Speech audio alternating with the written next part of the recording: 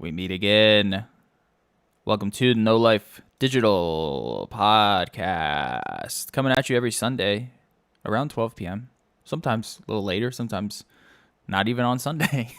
Just whenever it pops up. Today, we got some big news. We got a brand new Switch.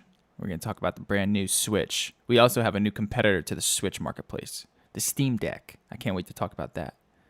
We're going to talk about some Persona. We're going to talk about Tencent. We're going to talk about the Biden administration going after Facebook. We're going to talk about Space Jam. We're going to talk about Path of Exile, as always. We're going to talk about Nickelodeon. It's time for the No Life Podcast. What's up, Doobie? We just got Doobie here. Yo, good morning. All right, let's get into Space Jam. It's burning in my mind. I watched it last night. Space Jam was like my favorite movie as a kid. I loved basketball. I loved Michael Jordan.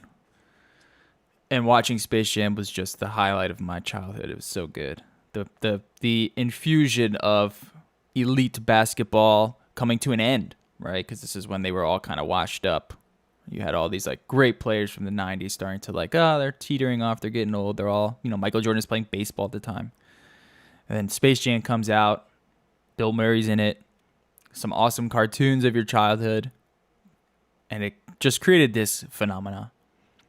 Every little high school or middle school cheerleading group used the Space Jam theme as their song to do their cheers to. It was just huge. This Space Jam is an abomination. It is such a disgrace. Instead of just doing Space Jam with LeBron, which would have been awesome, because we have the same kind of thing going on in today's basketball. Using LeBron, just redoing Space Jam, updating it with some of the newer IP. Boom, done. They did not do that. Instead, they created this insane story of how LeBron is a bad dad and his son is making a video game, and in order to they have to beat the video game to get out of this serververse, which would then free the world or something. That's the baseline story. It's not about redemption. It's not about, teamwork. It's basic. It's literally about, I don't know, I guess LeBron being a bad dad and he gets to be a good dad at the end. It's very odd. And also my biggest gripe is that half of the movie is all cartoon. It's all done in a cartoon. It's so weird. So LeBron gets sucked into the Toon World, and now you're in Toon World for half the movie. And it's cute because you see a bunch of cartoons, like the old Superman. There's some interesting things that pop up. There's a lot of IP. They throw a lot of IP at you, which I'll get to. But it wasn't like how Space Jam was, which was the cartoons interacting with the real world. That doesn't exist in this new Space Jam.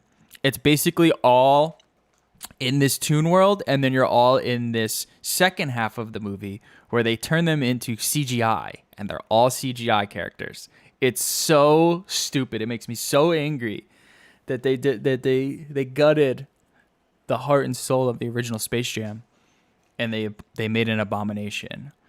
And at the end of the day, when you watch it, it's basically Warner Brothers, I don't know if flexing is the right word, but it's basically a showcase of all of their IP. They put it all in there.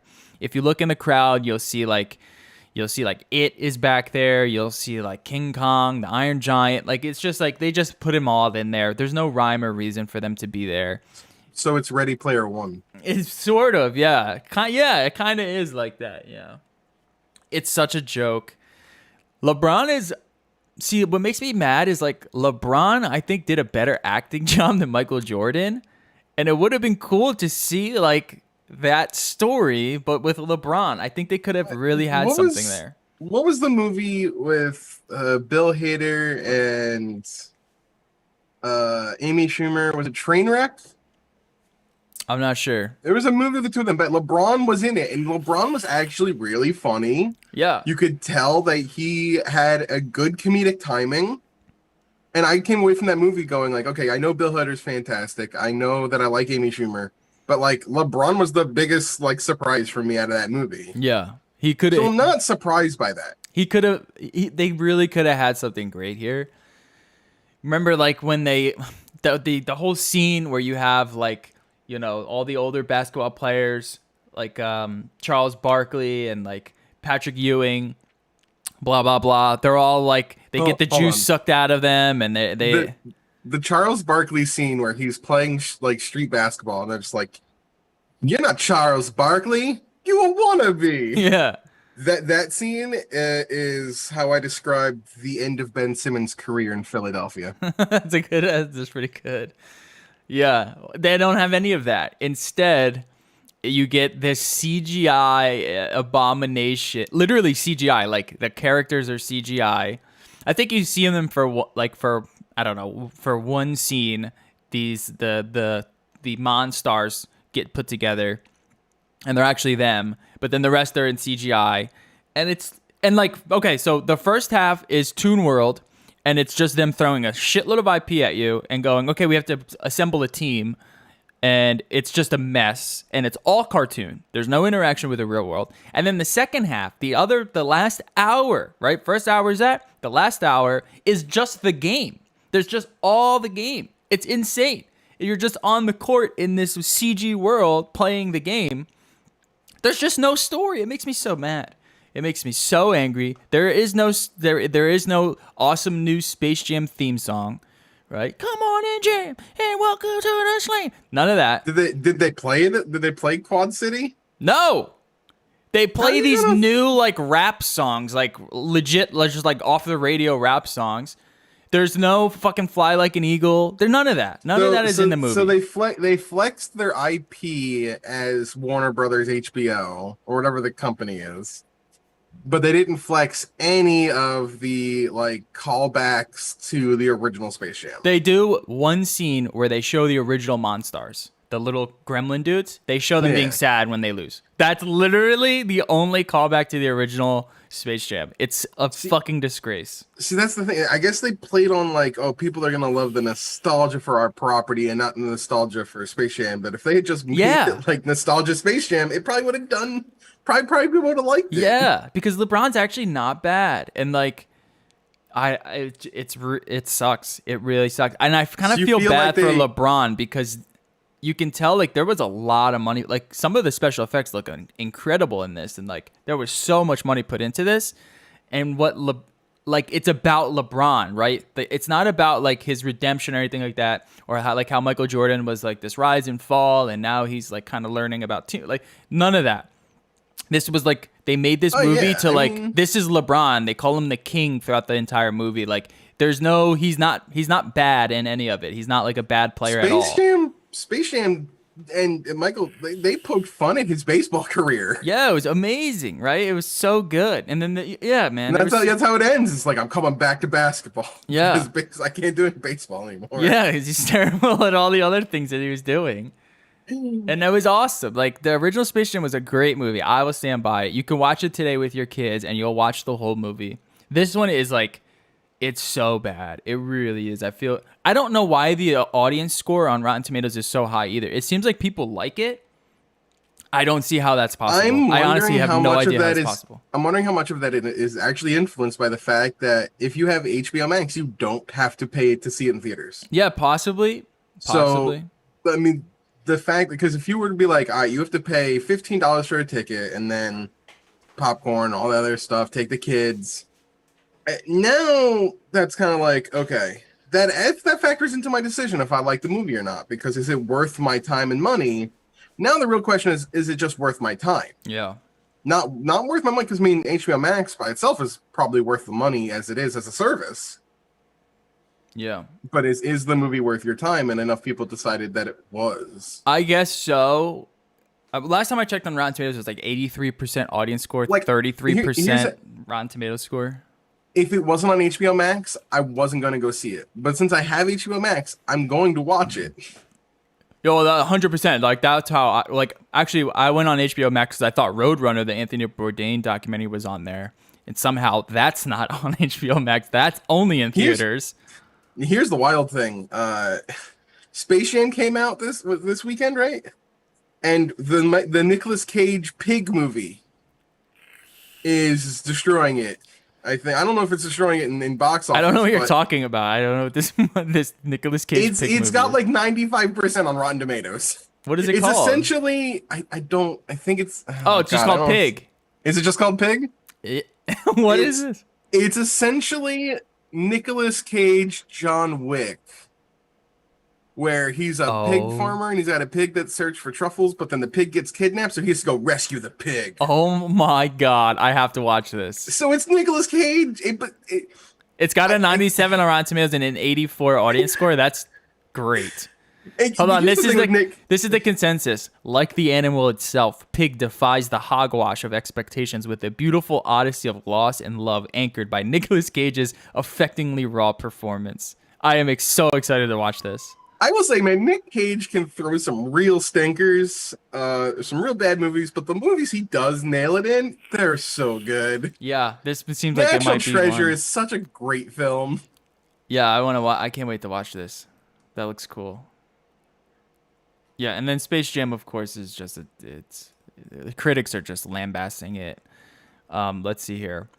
James's natural charisma should allow the film to soar, but he's bogged down by an avalanche of distracting cameos from Gremlins to Game of Thrones. That's a great review right there. That's kind of how I feel.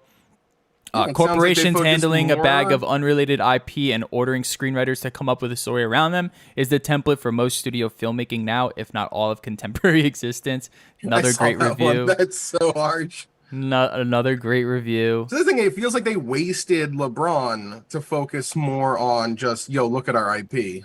Yeah, well, yeah, it's weird. I don't know because not really because the film is about LeBron. Like he's in 90% of the movie. Like he's the main guy.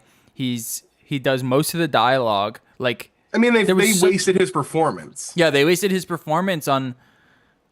They just didn't make a story. I don't know what they were thinking. I don't know why they couldn't just come up with like a simple it story. sounds like the old Family Guy. Just insert this here. You know, blank. You remember when I blanked with blank at blank? But Yeah. just fill it in with HBO Max and that company's IP. Yeah, it's a real shame because I was hoping like we get a new Space Jam and I could show my daughter because she's not gonna watch the original. And like show her the another thing original. too, Just show her the original. yeah, the other thing too though, it's like anyone who's watching this, like any kids that are watching this, they're not gonna know any of these IP. Like they're not gonna know who fucking Casablanca. they're not, well, any Yeah, of those no, things for they're not. sure, but they're not even gonna know like who like the Roadrunner is. They're not even gonna know like when was the last time Yosemite Sam was on TV. Like when was the last time fucking Sylvester? You know what I mean? Like they're not gonna know any of these cartoons. You know? I don't know what the status of Warner Brothers IP is in terms of cartoons, like on Cartoon Network or whatever channel they're on. That's what I mean. I like have no idea. When was the last time you saw Sylvester or I know Yosemite they've Sam made. on TV? I know they've made like various shows recently in the last couple of years with Bugs and Daffy mostly. Yeah. But I don't know if they've had Tasmanian in them. I don't know if they've had the Granny or Sylvester or Tweety Bird. Oh, can I don't spoil it real know. quick? Can I spoil the end real I quick? mean, spoiler. I don't really care, but go ahead. Yeah, spoiler alert. If you don't want to hear the end, I mean, it's not that big of a deal, but spoiler alert for Space Jam New Legacy. At the end, basically, they say Bugs Bunny gets deleted, which is really weird. And they don't close it like.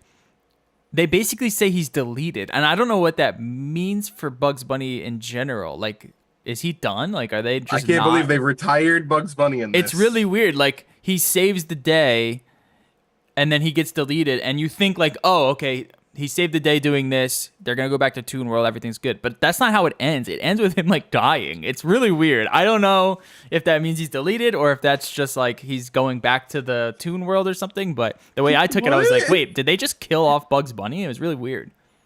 That's weird. Yeah. You know what they're doing? You know what they're doing? They're resetting the Looney Tunes multiverse. And They're getting ready for Looney Tunes Smash Brothers. He's gonna be deleted and then he's gonna show up in Smash. Yeah. Yeah, it's a shame. It's a fun. It's not completely trash. Like it is fun. There's a lot of funny moments, and they do like There are interesting spins on the Space Jam IP, but it's not even What it close. sounds like is it sounds like a movie that I would enjoy while I'm completely inebriated. Maybe I don't even think it's that. Like it's this is a movie if you were completely inebriated with your child, I guess. Like that's kind of I the kind of mean, movie if you it is. just smoke enough pot, you'll be Yeah, fine. possibly. I don't want to lead anyone on thinking if they do that they're gonna have a good time though. Like it's not complete trash. It's a little fun.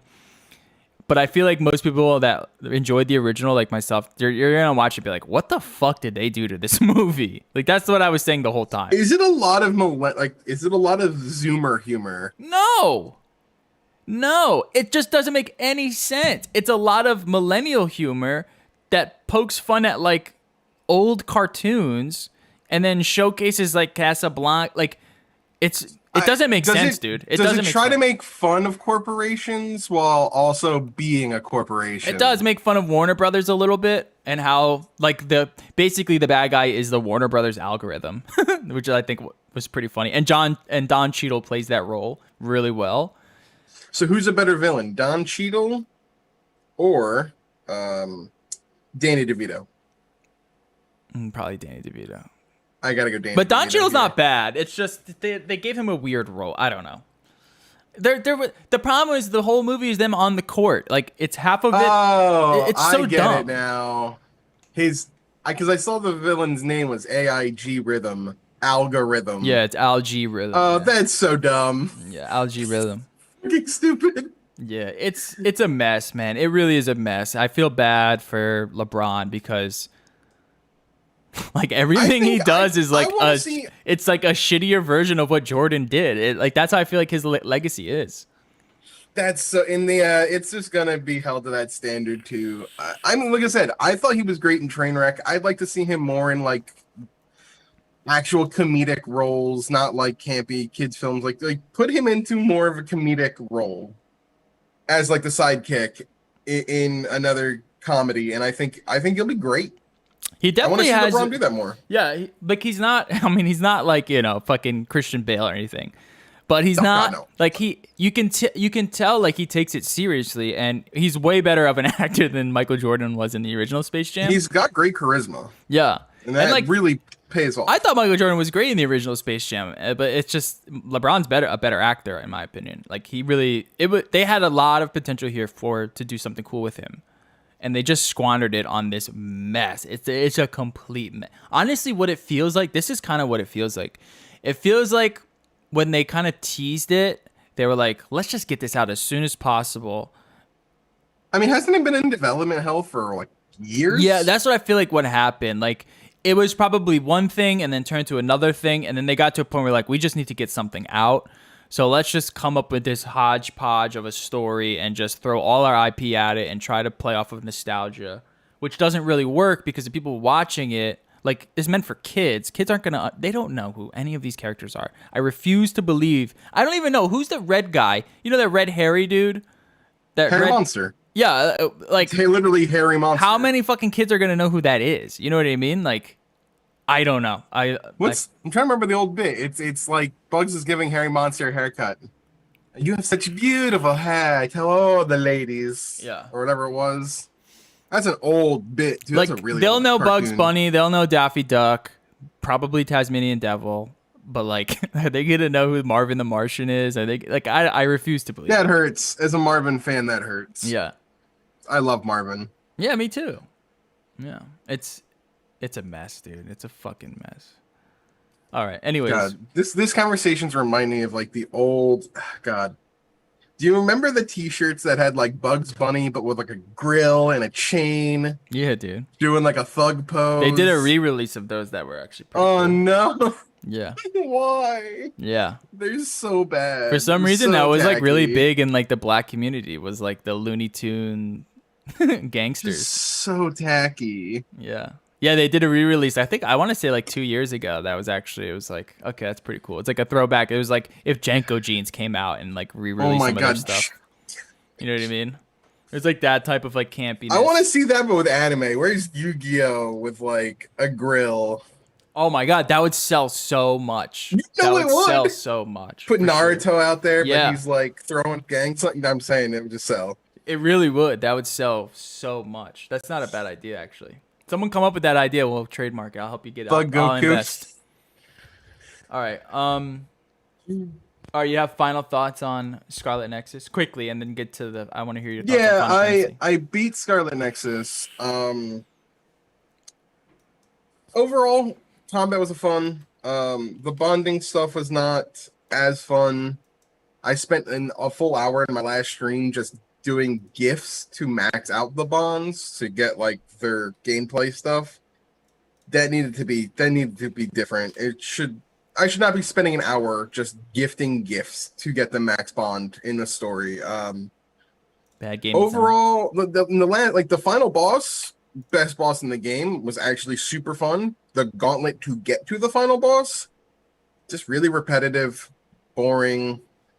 I like the combat, but at some point the combat becomes kind of the same. You just get one strategy and it just works, and Yep. you just keep doing that. That's what it looks like. Overall, it's like that. It's not bad enough to be a 7.5, but it's not good enough to be an 8. It's like a 7.75. It's like right on the cusp of being pretty good, but it just doesn't hit it. The story is phenomenal. I really love the story. It's actually, the story's so good, and because of the fact that they don't animate cutscenes, they're mostly done in a visual novel style, I'm almost more reticent to just recommend you watch the anime. Because it's going to have the story. I played through one route. I played through Yuito's route, who's the guy. Their routes are different between him and Kasane, who's the girl. However, they meet up and join forces near the end of the game, so the last few chapters are the same for both. So it's like I didn't have enough incentive to want to go replay her route, which is essentially going to be the same for a little bit of the beginning and most of the ending, just to have that middle. And it's like, that's where I'm kind of like, I'll just watch the anime. Yeah. Overall, though, 7.75 out of 10 for me. That's a pretty good score. I want to see us. Well, it does a lot of stuff good. Like, the combat feels great. The game looks great. The story is bonkers wild anime, and I love it. You played it on PC? I played it on PS5. Oh, okay. I was gonna ask if you played on PS5. Like Performance, I said, 60 frames, like it looks good, runs good. look fine, ran fine, no problems. I would like to see a second game, just fix a lot of the problems I had with the first game, and have one main character, just one main character. Okay. I feel it would be better. And I mean, like I said, the combat was super fun. Just the enemy types kind of get reused a lot, and there's this thing called the Psych Crush. And it's not that bad. It's kind of like the same problem I had with what's that platinum game? Astral Chain. There's a certain thing you do in combat where you kind of have a finisher, or you grab their core crystal, or you grab this bulb out of their head, and that's how you kind of finish every enemy off. And it gets repetitive doing that repeatedly over and over again, because it makes it's like, why am I even attacking your health bar when it's just attacking this gauge to just take that cinematic kill? Yep. And Astral Chain was the same way. I feel I'm getting that kind of fatigue on like a lot of these types of games. Yeah, I'm They're kind gonna of have to over figure out that. how to switch that up, or like include like actual creative ways to fight, because like this button masher using the same cinematic enemy after enemy after enemy, yeah, it gets fucking boring. Yeah, and that, like I said, the final area of the game is just a 7 map gauntlet through maps from it's just reused maps from the game, all culminating with the enemy it's types that whack. were in those maps. So it's like, I get the idea, it's a romp through what you've been through, but it just wasn't engaging enough. I got to the point where it's like, I just want to get to the final boss. When I got to the final boss, it's the best boss in the game. It's a super cool fight. It's really fun. But the gauntlet leading up to it was like the exact opposite. Okay. All right, I want to know your thoughts on Final Fantasy 14. So I The just MMO. started FF14. Yeah, an MMO. The last time I played an MMO was, I was like 13, and I played Ragnarok online after playing old school RuneScape for like a little bit. So I haven't played an MMO in 17 years. I'm liking it. It's fun. It's very it's very relaxing right now. Wait, did you see the Um, Asmongold thing where he was doing that raid and he fucking lost at like 0.1%? Did you see no, but I that? do know that him coming to FF14 has made getting on, like making a character, impossible. All the servers are getting just flooded right now with new players because of people following Asmong and Code Carnage, and I think there's another Well, there's streamer that just also got into that FF14 plus again. like the fallout from World of Warcraft. I think it's like Yeah, there's a lot of yeah. those MMO people looking for something to play. Some of the people I know that play World of Warcraft, I was like, hey, yeah, I'm getting into an MMO. I'm thinking about playing FF14, and they're like, oh, I play Warcraft, but I might be leaving. Yeah, that's big on. They've been pissing off a lot of old players. Yeah, I don't really know why. I wish Jerry was here so he can kind of From illuminate what on I've that. talked to other people, but mind you, these are people, of course, that are huge FF14 fans, is that each expansion has just gotten worse for WoW, whereas a lot of the conceived notions with FF14 is that each expansion has gotten better. Yeah. So one's having quality issues degrading, and the other's having quality issues upgrading. All right. So a Well, lot of people let are. me hear your thoughts on the game. So far, yeah. I'm on the free trial. So I'm doing a Realm Reborn right now. I'm playing as a Lancer at the moment, but I'm thinking about switching to Ninja when I unlock that. Is there a And then, meta? Like, is there like a best character um, that most people should be playing, or you not don't that I've know? seen, because I mean, there's you have like the four classes, or not four classes, but the four types. You have range DPS, melee DPS, tank, and healer. Oh, I guess there's also mage as well. So like, so there's five. Um, I've heard varying opinions. Right now, I'm playing as just melee DPS, which apparently is good for like new players. Apparently, playing through the game early as a healer is a bad idea. A lot of people have not so much enjoyment just because you're not doing any damage, You probably have and to if play you're, with someone to do that. yeah. Um, so I'm playing as Lancer, which is one of the starting classes. I'm having fun. The combat is the global cooldown is like two. I think right now it's like 2.75 on most of my skills, but there are other skills I can do while those are cooling down. So I have like a bit of a management. I play it on controller. It actually plays really well on controller. So the way it works is you have a hotbar and you hold L2. It pulls up a hotbar that you have, well, L2 or R2. You have two hotbars, and you can change them as well. So you have 8 different profiles in which you can Right. assign things. But when you hit L2, your D-pad and your face buttons can do one of 8 things. And when you do R2, You have 16 your options. D-pad, so you have 16 options. My current setting, I think, is like I have character, fast travel, like teleport, return, the heal, which is kind of like just the roll trait, like one of the roll like abilities. And then on my R2, I have all my pretty much my attacking stuff, which is pretty cool. And I'm getting the idea of the combat. There's a combo system for the melee DPS that I have right now. So if I use one skill, it goes into either of my other two skills. The one skill does less damage after in the combo, but what it does is it gives me a 30-second attack buff, like a damage buff. So the idea is you do the one skill into that one, and then you go back to that one skill, which will boost the damage on your other skill. I'm trying to remember the name. So I think it's True Thrust.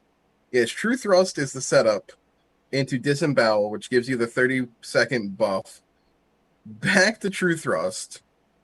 Then you do the Life Surge, which guarantees your next hit is a critical, into Vorpal Thrust, which is buffed from the 30% with the critical and does more damage after a True Thrust. So I'm like, okay, I'm getting the combo system. I'm really enjoying it. The story so far is pretty mediocre, but from what I'm told, it's just because it's early game. I'm like I said, I'm level 25, and I haven't even gotten to go to the other cities yet. So I'm still really early in it. Um, but I'm telling you, I played for like a couple hours last night, and time flew. Yeah. It's very good at keeping me engaged. Well, Just because it's relaxing, I'm calm. Like I just and it's like I guess this is how people handle like Animal Crossing and like Stardew Valley, where you just don't realize how much time is flying because you're like relaxed. this is the thing. It's like, and PoE does it, and that's why this is like PO. I've been the only game I've been playing for like the last year has been PoE.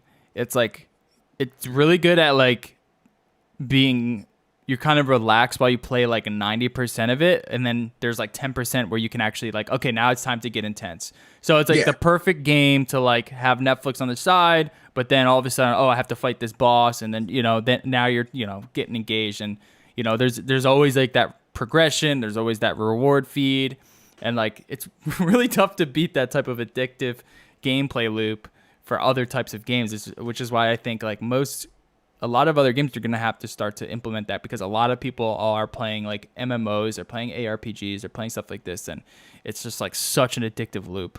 I should not start PoE. Probably not. No, probably not. If you don't I want to get get sucked addicted. into another fucking like 20,000 hour game, Yeah, it's so my plan is I'm giving Final Fantasy 14 the full trial. So I'm doing a Realm Reborn and the as the meme goes, the award-winning, critically acclaimed expansion Heavensward for free up to level 60. And then if I am enjoying the game and the story enough to continue playing, I'm going to treat every expansion as if it's a casual playthrough of through the story. So, and I believe the story themselves are about 40 to 50 hours per expansion, which is about roughly what normal JRPG is. Well, as long as it's not bloated, like a Persona 5 or a Cold what Steel are like the 4. weapons like? Like what's the loot like? Like are you picking loot up from I enemies? haven't done most of the loot I've gotten has all been quest rewards, but I haven't gotten to any of the raids and stuff like that. Hmm. Which is where I'm assuming, and there's crafting, but I'm not doing any of the crafting because it's apparently very time consuming. That's the And good one of my stuff. That's the buddies, good stuff though. That's where and the one of fun my is. buddies who I'm going to be joining with, he does all the crafting for everybody. Hmm. So we have a dedicated crafter. So you just got to supply the materials, Yeah. which I'm cool with that. But yeah, I'm like I said, I'm new to MMOs essentially. Like my last MMO experience was Ragnarok Online. If anybody even remembers that, it's a deep cut these days. Yeah. Um, so I'm learning. I'm I can see you learning, getting hooked. I can see you getting hooked. Like, it's very relaxing. yeah, like I said, like that type of like 90-10 is like so alluring to a lot of players. And like once you get like a good group of people that you play with and like actual like goals that you guys want to reach, it's so hard to pull yourself away from that type of gameplay. And it's like spoils a lot of other games because like nothing else comes close to like beating a raid with your friends after spending like months trying to do, you know what I mean? Like Yeah, it's just so powerful, and it's cool that that this game in particular is kind of getting its time in the limelight because it looks pretty cool, and because it's also I mean WoW November needs is competition, that's for sure. November is I don't know if it's the last expansion, but it's gonna be the newest expansion, Endwalker. So it's like a lot of people are getting in now, right before that expansion drops in a couple months, so they'll be able to Is it play a supposed bunch to of be the stuff. last one? I don't know, but the fact is that Yoshi P, who's like the director, he's the one working on the new Final Fantasy 16. So Oh. I don't know. I mean, and it's also the name is Endwalker. If it's making money, Sounds kind of end, they'll but dedicate a team to just updating oh content. yeah, absolutely. But I mean, this is the what? The first expansion was Heaven's Ward, which is available for free as Realm the free Reborn trial. has currently 23 million total players or subscribers. Daily players is around 2 million, which is pretty good. Yeah, and then so you have that. You have Heaven's Ward is the first expansion. Then you've got Stormblood, I think. Yeah, Stormblood, Shadowbringers, and then Endwalker. So base game and then 4 expansions. It's pretty good Cool. for a game that was like at one point FF14 was considered like dead. The same was yeah, but the same with Elder Scrolls Online. I mean, these MMOs all kind of go through those phases, and there's Well, I always a core mean, group that FF14 continue. almost took Square Enix down. Yeah, They almost lost the company. yeah, Like the Realm Reborn and Yoshi P, like not just saved FF14, but kind of saved Square Enix. yeah. They were not in a good spot. Well, to be fair too, like, you know, the streamer kind of effect also is helping this game tremendously. Oh, absolutely. That's I mean, that's just like a lottery ticket. big. Like you can't. You can't predict that. Yeah, that's just literally like a lottery ticket. So it's just that's the nice thing about being in that sort of genre, because there's not much competition, right? You have basically just WoW. The streamer effect hits so many. Like that's one of the reasons Valheim did so well. That streamer effect hit everybody. For when Valheim came out, everybody was streaming Valheim. Yeah. Remember that? It was like that Viking game. Mm-hmm. Yeah.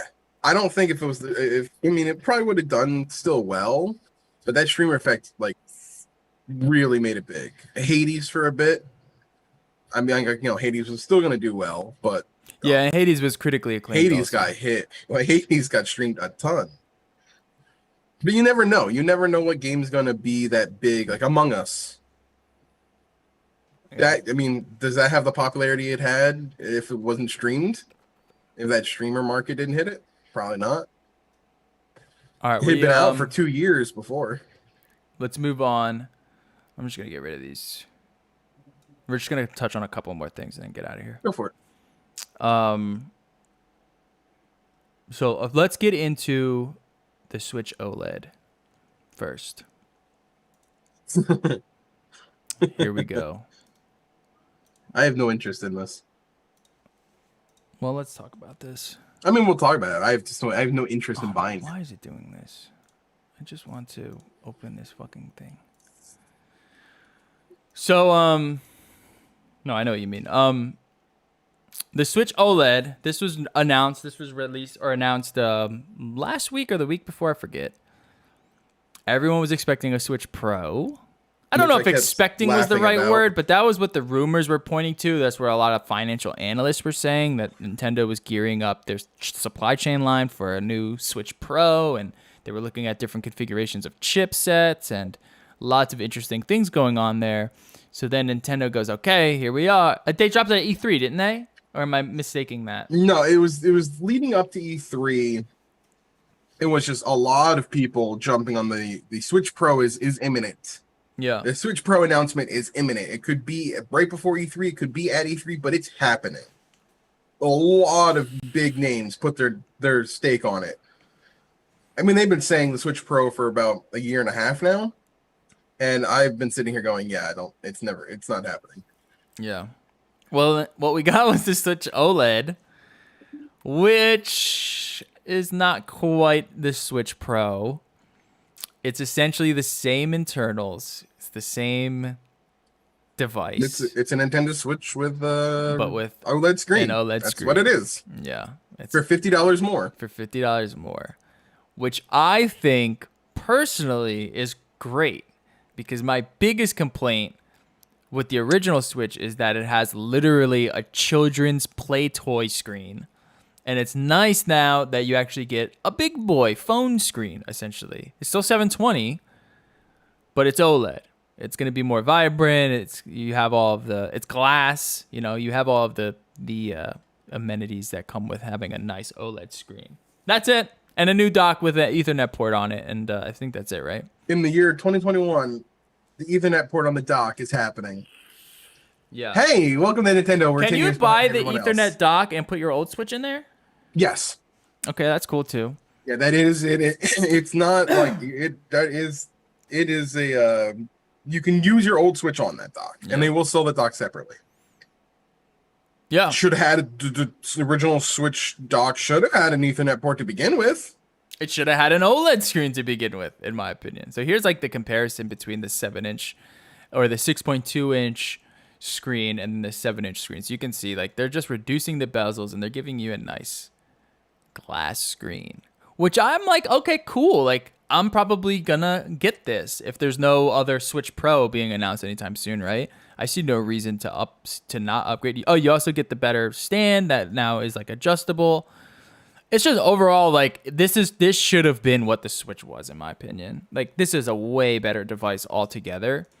The chipset's fine because most of the games are already tuned for that older chipset, right? You're still gonna be able to run fucking Smash at 60 frames. Like it would have been nice to I guess have a more powerful chipset, maybe a bigger internal storage or a faster internal storage or something, but my biggest critique is like that screen is trash, and now you get a better screen, so I'm happy with it basically. Yeah, see, the thing is, like I said, I play my Switch in bed sometimes, but I mostly play 85% play docked. So this really isn't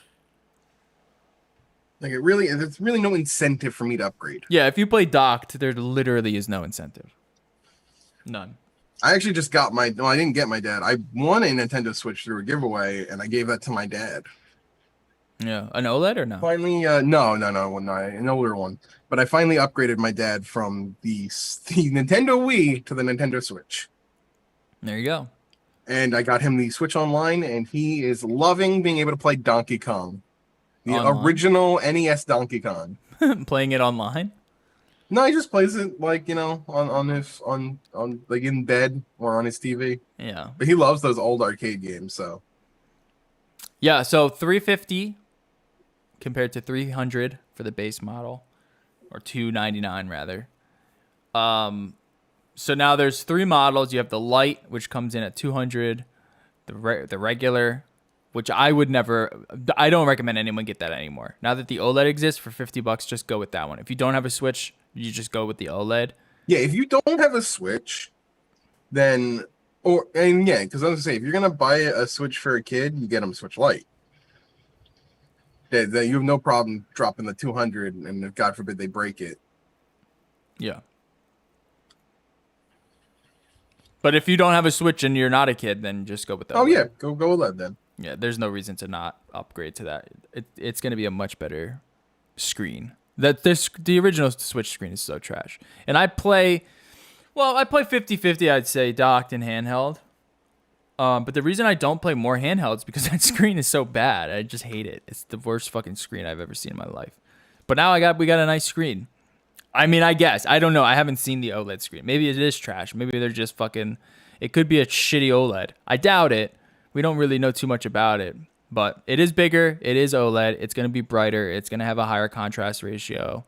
And it's going to be glass. So you're going to see a lot sharper of an image, which is cool. That's the Switch. Unfortunately, no Switch Pro. I don't know if we're going to see a Switch. There's a supply chain in place. They have the supply chain in place. Like they are putting together a Switch Pro. It's just a matter of when are they gonna release it? Like, is it gonna be next year? Is it gonna be 2 years? Is it?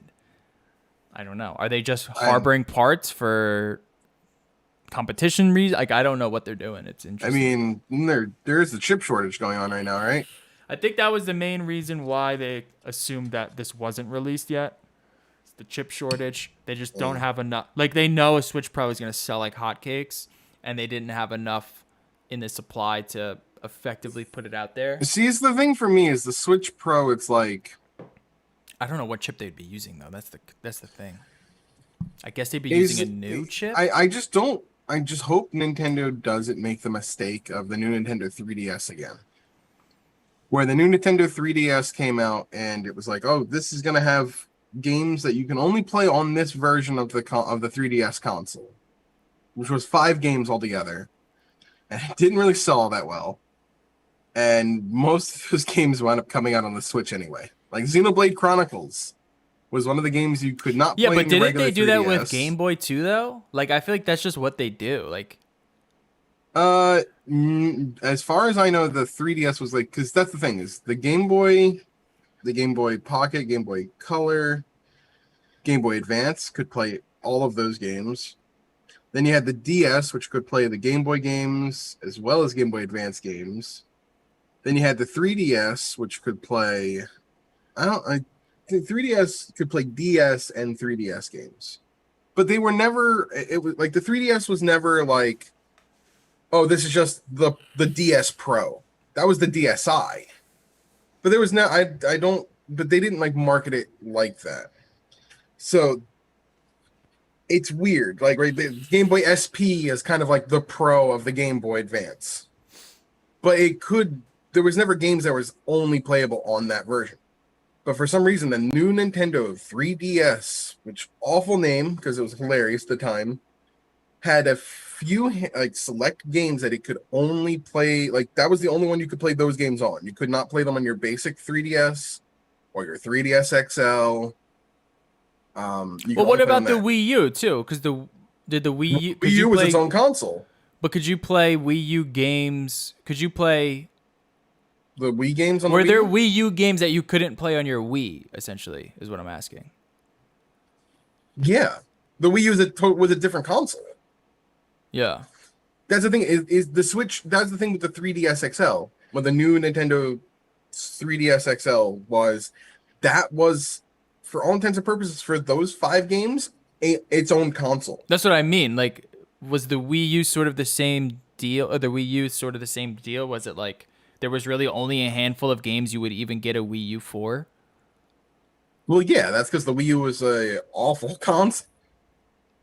They didn't make. Well, that's what I'm saying. Like, I think this droughts. is what Nintendo does. They make these consoles that only like 5 games you get them for. It's very odd of a marketing plan. But that's the thing is the Wii U. The Wii U isn't just like the Wii U wasn't supposed to be marketed as this is an upgraded Wii. People, because of bad naming schemes, went, oh, the Wii U, the gamepad, that's just, that's just an additional attachment to my Wii, right? No, the Wii U is its own entirely different console.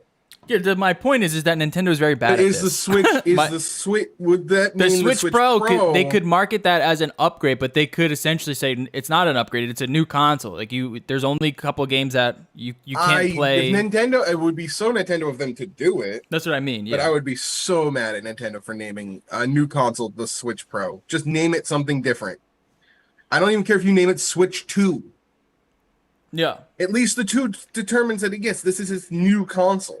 Yeah, I would be very interested. It seems like Nintendo has a history of like cannibalizing. Like, yeah, they're just because that's the thing. They just don't give a shit. Like it's very odd that Nintendo just this is what we're doing. Yeah, if I'm just saying, if they make the Switch Pro and go, hey, it plays all your Switch games, but there's a few games it's not gonna play. You have to buy this.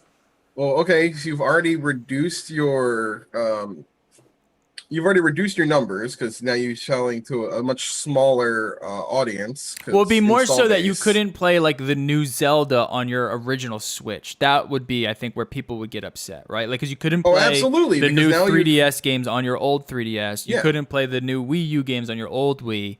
And I tell you no, they're gonna do the same with the Nintendo Switch. I almost can guarantee it. Third parties will hate it too because sure, they want the bigger install base. That's what they come to. Nobody on third parties goes to, like, you could have the most powerful console but have no sales, and they would be like, all right, well, we're gonna put on this because our vision could be seen on it. No, you need to sell, so you need a system with an install base. The Wii U had no install base. Its numbers significantly struggled. So third party were like, why are we going to waste the time to build on this terrible architecture to port games to this system that doesn't have any users? And that's why you see third party love the Switch, despite the fact that it is pretty underwhelming in terms of specs, because it's got people that are willing to spend money. Yeah, and I will say this. I wouldn't be surprised if Nintendo creates a Switch Pro that uses like a new Zen 3 AMD chip that you can't play on older consoles, right? So like, the new Metroid is going to be on Switch Pro. Nope, you're going to have to get a Switch Pro if you want to play it. You God, know, that's and the gonna be five such a people that nightmare. have the Switch Pro will get to play it, and then Nintendo will come out another console on top of that. That's how Nintendo has. That's how I've seen a lot of their products been. It's like they're just always putting out like iterations that cannibalize the previous ones. It's very odd, and I it mean, just splits that's everything only up. really happened with, in my opinion, with the 3DS and with the The Wii, um, what do you call it? the Wii. Really only the 3DS. The Wii U itself was just a trash console.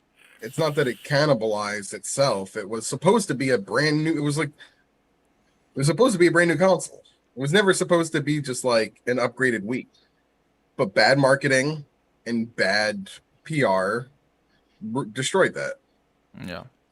I mean, I'm getting rid of marketing altogether. Like, don't even factor marketing in. It's like the backwards compatibility aspect of it is never I really mean, Nintendo has seemed to be like. always like done for the most part tried to have backwards compatibility for a lot of things. I would say now with backwards compatibility, Xbox is probably the best console for that. Yeah. Since the new the Xbox Series X plays everything from like Xbox original Xbox games and up. Yeah. I mean, the Switch doesn't have any backwards compatibility. The Well, how long PS5 after has the backwards Wii? compatibility with the PS4, but that's pretty much it. How long after the Wii was the Wii U released? A good amount. So I had a Wii in high school, and then the Wii U came out when I was in college. So let me see. Release date of the Nintendo Wii U was 2012. Let's see if I can find the release date. Its lifespan says 2012. Oh, here we go. North America, November 18th, 2012. That was Came out in what? North America first. That Then was it came out in Japan in December. that was the original Wii. That was the Wii U. When was the Wii released? The Wii was released 2008, I want to say. in November 19th, 2006. 2006. Yep. So that's a pretty good amount of time. About a 6-year lifespan. So was the Wii released around like PS4, Xbox One? 2006? No, Wii That was U. the Wii U was released in 2012, which puts it with what? Was that like the next generation with PS4 and Xbox? They got off of the like same cycles. But let me see when the PS4 was released.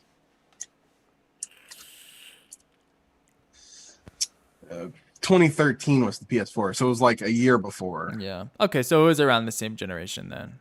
Yeah. Yeah. Okay, so it was sort of a generational increase, even though it didn't really seem that way.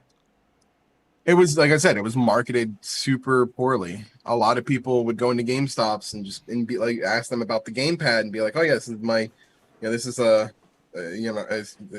new attachment for my Wii," and they had to explain to them, "No, the Wii U is an upgraded console. The new generation." Yeah. Poor naming schemes really, really, really hurt sales because just a lot of the consumers who had bought a Wii didn't understand that, because the Wii got the quintessential like casual gamer, like casual audience, and now you're trying to sell them on this new thing and they don't really understand it. Well, let's get into the Steam Deck. Steam released their proto. I mean, there's it's done. Like they've made it right. IGN did a piece on it where they were able to actually play with it. It's not like this fucking just CG render thing. This is like their foray into mobile gaming, stream gaming. It's just super smart of Steam to do. I already pre-ordered one. Like did into like the reserve list. I did as soon as I possibly could. Which version? The middle one. So like the $500 one. And did yours go through, or are you stuck waiting till mid quarter 3, 2022? I have no idea actually. I'm You pretty should sure. probably look at that because a lot of people I'm Thought pretty they sure were it went getting the through. pre-order for the initial release date, and they have found out that they are now in quarter 3 2022 release Well, I window. think what happened was you have to have an account or something for a certain amount of time for it to There eat. was a lot of problems because I saw people that had an account for like 8 years being told that your account is too new.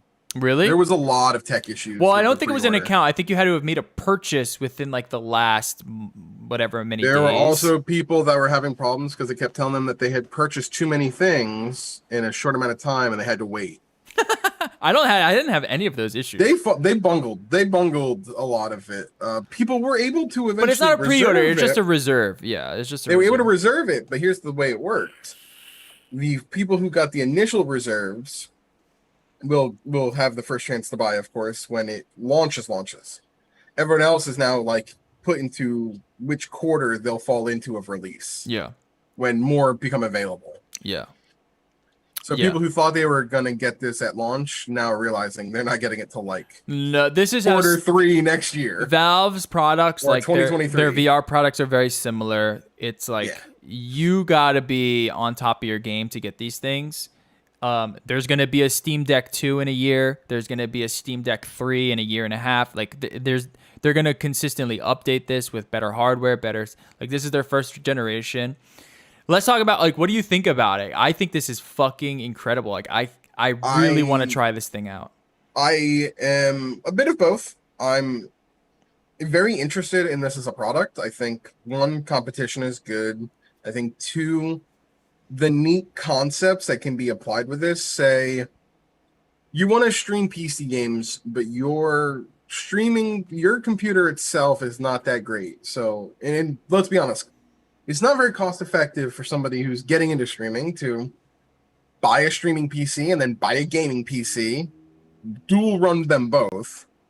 Whereas with this thing, you can buy it and you can actually capture it with a capture card. And here's a $400 mobile gaming PC because the specs are pretty good. Wait, Um, wait, what? Wait, I'm confused at the point you're trying to make. I think the concepts is neat. You can capture this as a console. Right. It's a PC though. Yeah. So you're Essentially, saying someone you who can capture it as a gaming PC as a streamer that doesn't have a gaming PC and a streaming PC. You know how people dual run PCs, so Yeah. so they're not putting all the load on one system Right. between streaming and gaming. This is great for somebody who wants to get into PC streaming, like PC game streaming, that doesn't have the greatest system because they're not taxing their one build with both gaming and streaming. This thing has solid specs. So you're saying they would stream their games from their gaming PC onto this thing and then capture from this thing is what you're saying. Is that No, what you're other way trying to around. say? Other way around. So they would game on this thing and capture it on their other PC. On your main PC, yeah. Okay, I Through a see. capture card. Yeah. Because that's the thing Well, is it's a lot still of it's people pretty expensive. $400? It might be more cost Can you effective to just build like a shitty little streaming rig and just play on your gaming It depends PC. on it depends on what you already have though. Not to mention the portability factor. Yeah, well, I look at this more of like it's interesting you look at it like that. I just think of different concepts. And I Right. think innovation is good. Yeah. I look at this more of like I look at this more of like a direct competitor to the Switch, to be honest. A direct competitor to the Switch, something that's a little bit sort of like how their Valve, I don't remember the name of it. Their headset was like a direct competitor in that The market. index, Yeah, a direct competitor. It's like the top of the line in it's that expensive market. as hell. Expensive, but you are getting the best. Like you're getting the best capture. You're getting the best sort of like camera capture stuff. You're getting the best hand tracking. This seems to be like we're entering the mobile market now. We're gonna give you the best fucking hardware. We're gonna give you the latest AMD Zen architecture. We're gonna give you the fastest NVMe SSDs. You're gonna pay for it, but like if you are that type of like hardcore gamer, then you can now play on their stuff mobily. I love the trackpad idea because you can play it like I'm just imagining Path of Exile mobile, and my mind is exploding. And now I'm like, 90% of my day can now be consumed by a fucking video game. It's amazing. I don't think the controller placements of the buttons are great. I'm gonna say that now. They don't look great. Maybe they play fine. Maybe it's one of those things where like the in action, like the the actual application of those buttons, like holding in your hand and playing with them, maybe that works. But just from first sight, it does not look comfortable.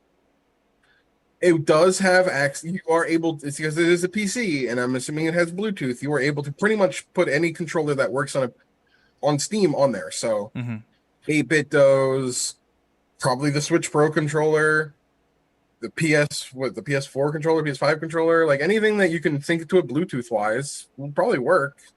Or even a keyboard and mouse. A wide variety of controllers. It's a computer, right? So like you just connect USB-C or Thunderbolt, and like now you have a portable computer also that you can connect. And you are able to wipe the OS on it and upload your own OS if you want to. It's so fucking rad, dude. It's so cool. And like I said, I think it's very innovative. And since Sony got out of the handheld market, there's been nobody to compete with Nintendo. Yep. And that's the thing. I mean, yes, the Vita was a failure for all intents and purposes in the West. It did okay in Japan, but ever since they got out of the market, there's been no competition for Nintendo. They've had pretty much them in mobile gaming. Now you have Steam coming along with this, and I don't really think I think it's going to be very popular. Here's the thing: the joke is everybody has a Steam library that's so backlogged, and what's the excuse? I'm not at my computer all the time. I just don't have, the time to sit in front of my computer all the time to get through my Steam backlog. Well, guess what? Here you go. Take your Steam with you. It's so rad. And like the way that you can use, like if you have a gaming PC, you can stream from your gaming PC to this device. So you can play like ray traced games on it. Like you can play like the highest fidelity possible. It'll run great as long as you have a strong internet connection. Again, you can just dock it and literally have a dockable computer. It's really cool. Yeah. Those like, Stardew Valley type games, like all of those are just gonna be able to run great on this, like right off the handheld, play those portably. And then like the games and that's the thing with Steam is they don't have to worry about, do we have games for this? Right. Like when we launch it? No, you already have all of your library. Yeah, and you'll have future games, right? Everything gets released on Steam now. It's like it's really cool. And you essentially get the 2-for-1, right? Because you buy it on Steam, you have it at your computer, you also have it on your Steam Deck. I'm excited for it. There's no kickstand though. I don't know why they didn't do a kickstand. I think Steam Deck's a terrible name. Just because because of the Elgato Stream Deck. Always will. That's why I think we call this the Gabe Gear. The Gabe Gear? Because it looks like a Game Gear. I'm not gonna lie to you. Game Gear. You remember the Game Gear? Mm-hmm. Yeah. So this is the Gabe Gear. The Gabe Gear. Okay. I used to have a Game Gear, dude. That thing, eight AA batteries, dead in 2 hours. I just hope that it. I hope that it doesn't fall into the Valve kind of like Google system where it's just like. It's supported for a year or two, but it doesn't sell as well as they hoped, and then I think it's gonna sell. I think it's gonna sell well. I hope so, but it is expensive. $400 for just the baseline. But if you want the NVMe SSD, which you probably want, they did say that the NVMe slot is available in the base model. But really? You essentially would be breaking warranty to get in to put your own in. It's one of those things. But I do believe that that Gabe responded to an email asking if the slot would be accessible to people who opened up their system and he said, in the base model. And I believe he said yes. But like I said, if you're at your own risk if you do that. That's you're at your own risk to break your console if you do that. But I believe it is available. Wow, that's actually pretty interesting. Okay. I mean, okay. I still feel like you would just go with the 529 option because that makes more sense because it's 256 gigs. If you're going to buy a 256 gig NVMe, how much is that? And it has the same thing that the Switch has where the SD card slot We'll support up to 2 terabytes, which, let's be honest, nobody in their right mind has 2 terabyte SD card. You know how much they cost? Yeah. But it does. I mean, there's no problem throwing in multiple SD cards and having a bunch of them because you can get a pretty good size SD card for cheap. Yeah, it's just this thing's pretty fucking rad, man. It's pretty rad. Yeah, like I said, I, I'm, I don't hate this. I think anybody who hates this is actually not very smart because this is good. This is good competition, innovation. Make Nintendo. I don't know, make Nintendo, but see if Nintendo answers this. They're going to have to. I mean, I would imagine if the Switch Pro That's the came thing. out, it would be I around can the same easily- price. I can easily see them not answering this because their mindset is, well, that's cool, but does it play our IP? Well, that's always been their answer, right? That's Nintendo's thing. We have the software that you don't. But see, someone like me who doesn't really give two shits about their IP. Here's the thing, though. I love this Switch because it has Hades on it. It has like those great indie titles that I can now play mobily. Well, now I can get that plus my entire Steam library mobily. That is going to be really hard for me to justify ever getting a Switch Pro. Yeah, and this is one of the things is like, I guarantee you somebody's going to put the Switch emulator on this. It's going to run Switch games better than Switch will. Will Nintendo sue? You think they'll sue Valve if they do that? They would have to. I mean, it's an open source, so that's the thing is you can't they can't really sue for an emulator. Emulator is legal. It's the ROMs. It's the downloading and dumping of ROMs that's illegal. I'd be interested. Yeah. But emulators themselves are perfectly legal. Like running an emulator is legal, and dumping your own games is legal as long as you own the game physically. Yeah, I guess because they'd be able to sue. If they were able to sue, they'd be able to sue Microsoft for allowing downloading of ROMs on their PC and running of ROMs on their PC. Yeah, which is never going to be. They're never going to win that. Imagine if this had like a strong Switch emulator and like there'd be literally be no reason. The Switch better than the Switch would. Yeah, that would be nuts. We on this channel do not support the illegal downloading of ROMs. Just want to let you know that, Nintendo. We're not pointing anybody to sources where they could do that. No.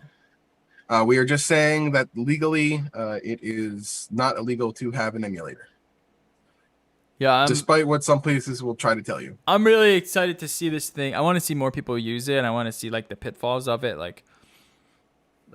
want to see some people push it. I want to see like it's not going to be perfect at launch. No tech is ever perfect at launch. So. No, but if like their VR stuff is anything to go on, like you are getting a high end hardware experience, and it's only going to get better. Like they don't. At least in the VR market, they were not relaxing. I would love an index, but I do not have that kind of cash. Yeah, and that's what I like about Steam. It's like we'll give you the best. Like we'll put the best in there. You're gonna have to pay for it, but we are like that type of company that'll give you the best hardware. And for them to hit the mobile market, I mean that's awesome. That's really cool. I just want to play Beat Saber. This is the reason I want to. You had to play Half-Life Alyx. That too. That shit is literally jaw-dropping. It's like a fucking another dimension. It's insane. It's insane. And now you can play it on your Steam Deck. Now you can do it. Imagine you could, right? Yeah. Because there's a Thunderbolt on it. You attach the Thunderbolt onto it with your headset, and you can literally like just go to a field and just fucking walk around like literally in VR. Let's do it. Let's create the fucking. I feel like you need a spotter for that. Well, you use the cameras. You use the cameras to just have like an overlay of the world. So AR. AR, yeah. Do like an AR type thing. I'm a proponent of AR. I think AR is a much more interesting concept. It's Valve. It's a Valve VR. product too, so you're gonna see all types of like third-party stuff that's gonna do stuff like that, which is cool. Like you'll have someone that's like, here, attach to this secondary GPU that we built for this thing, and now you take it to a baseball game and put the thing on, and you've got an AR baseball game. Yeah. You can see when a home run hits, you can track the ball. Yeah. See, that's that kind of cool shit. Yeah. I want that. Man. AR, dude. I'm telling you, AR is totally the more cool concept than VR. All right, let's wrap this up. We had some other stuff on here, but I gotta get going. Um, yeah, good shit. I'm excited Yep. for Steam Deck. I am excited for Switch Pro should it ever release. I probably will upgrade to an OLED at some point if there is no Switch Pro, because I do like to play mobily on my Switch a lot, and I really want that OLED screen. Just hand down your Switch to to your kid Yeah. when when they're able to grasp what a system is. Better than a tablet. Yeah. Well, hopefully we're at that point. The Steam Deck will be around $200, and You well, think the Steam Deck will ever hit 200? I don't know I if it doubt it. sells that well, and they are able to kind of get some cheaper hardware in there, like a Steam Deck Lite. That could be interesting, Steam Deck Lite. right? Little 5 I mean, inch. could work. Could work.